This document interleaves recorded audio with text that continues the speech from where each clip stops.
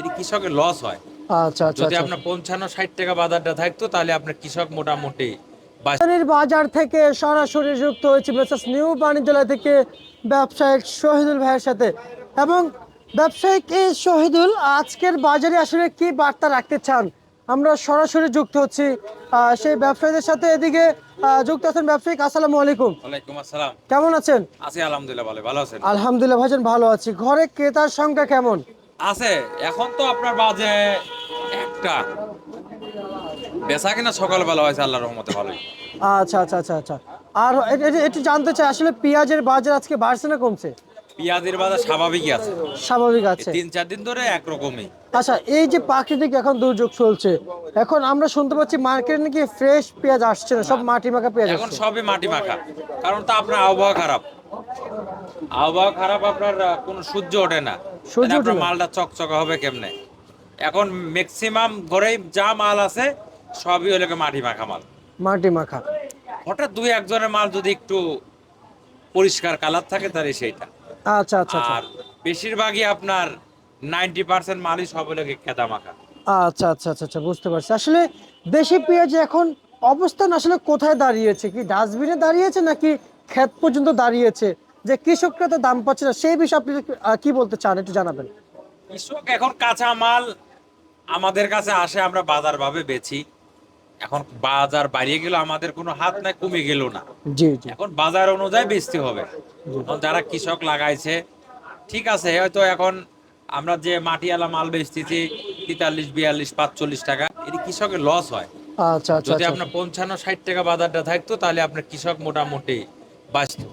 তবে আপনার মালটা এই বাজারটা কমার কারণটাকে একমাত্র শুধু আপনার এই মাটির জন্য, কারণ আবহাওয়া ভালো না। যদি মাল পরিষ্কার থাকতো তাহলে বাজারটা একটু ভালো হতো।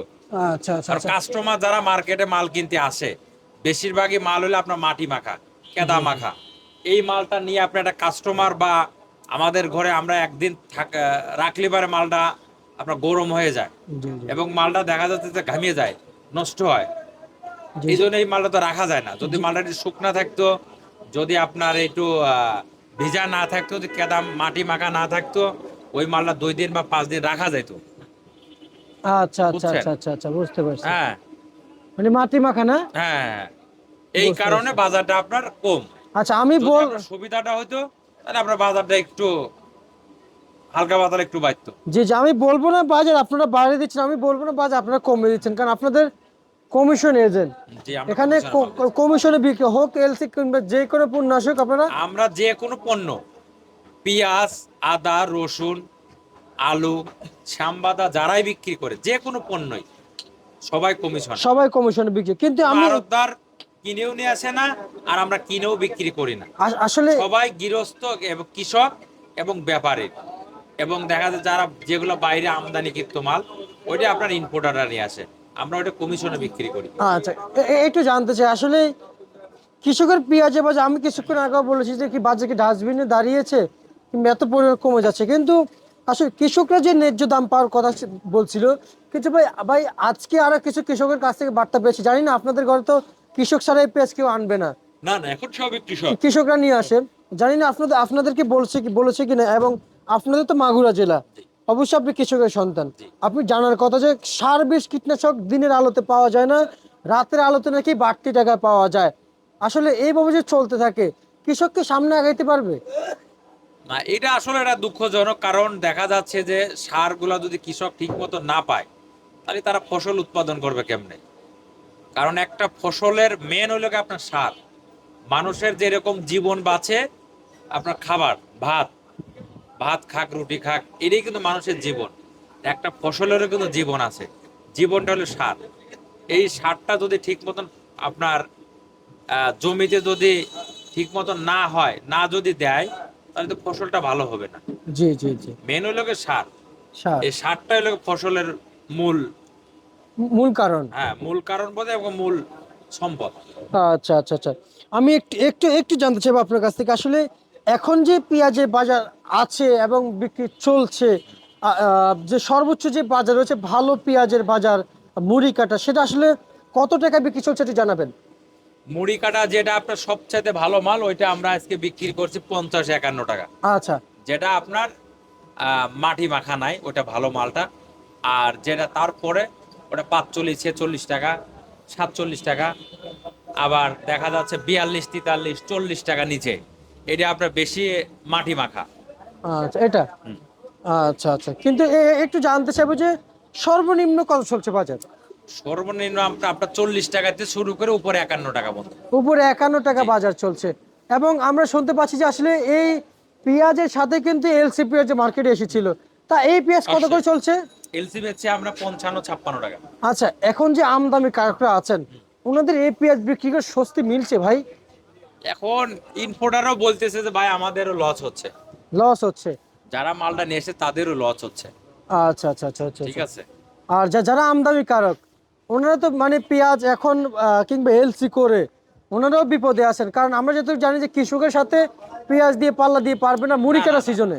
আপনার শোনেন, কৃষকের সাথে পাল্লা দিকেই পারবে না। কৃষকের ফসল ক্ষেতের জিনিস দেখা যায় যারা কৃষক নিয়ে আসে শ্যামবাজার বিক্রি হয় 50 টাকা। আবার একটু পরে যদি কাস্টমার না থাকে, সবারটাই ব্যথা হয় যে দুইজনের মাল আছে, ওটা বাজার ছাড়া আবার 2 টাকা 5 টাকা কমও কিন্তু বিক্রি হয়। তখন আবার এলসি বাদে হিট খাবে একটু, মানে নিচে নামে যাবে। না, এখন এখন তো ভরা মৌসুম, পুরা ভরা মৌসুম। এখন বিভিন্ন জায়গা পেঁয়াজ উঠছে, আচ্ছা আচ্ছা আচ্ছা আচ্ছা, বুঝছেন? বুঝতে পারছি। বিভিন্ন জায়গা পেঁয়াজ উঠছে। তা এখন যারা আমদানি কারক তাদের লসের বাজারে পেঁয়াজ কত 44 চলছে? 44, হ্যাঁ, আমদানি কারকদের লসের বাজারে, মানে এলসির যে বাজার এখন লস হচ্ছে, কত চলছে ভাই? এটা বিক্রি করছে 55 টাকা। আর সর্বনিম্ন কত চলছে এলসি? আর এই যে এইগুলা নিয়ম যেগুলা চিকুন মাল, এটি বিক্রি করছে আমরা 40 38 টাকা।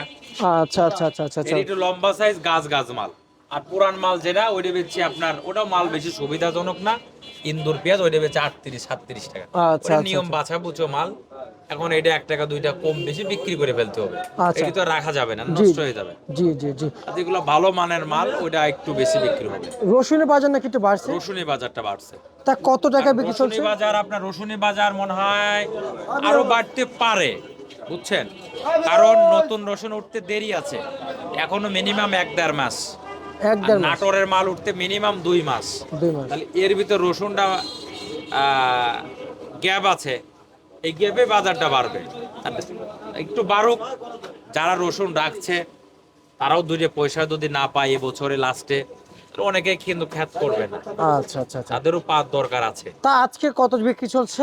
রসুন আপনার যেটা আমরা রাজবাড়ি রসুন ছিল ওইটা আমরা বিক্রি করছি,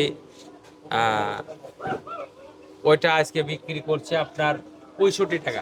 65 টাকা? হ্যাঁ, 65 টাকা, আচ্ছা। 64 65 এরকম। বি- তবে বিক্রি- রসুনটা আগে রসুন ছিল, আপনার 1 সপ্তাহ আগে রসুন ছিল, এই জন্য বেচছি।